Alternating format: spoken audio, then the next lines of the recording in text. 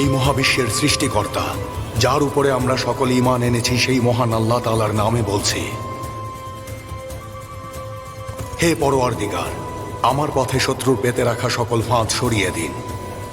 শত্রুর বিপক্ষে আমাকে সর্বদা সতর্ক রাখুন।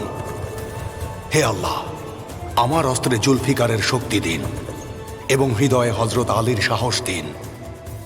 আমাদের ভ্রাতৃত্বকে, শক্তিকে, আমাদের ঐক্যকে যারা নষ্ট করতে চায় তাদের ধ্বংস করুন। আমরা শুধু আপনার কাছে সাহায্য চাই, আপনার কাছেই সেজদা করি। আমাদের আপনার রহমত বঞ্চিত করবেন না।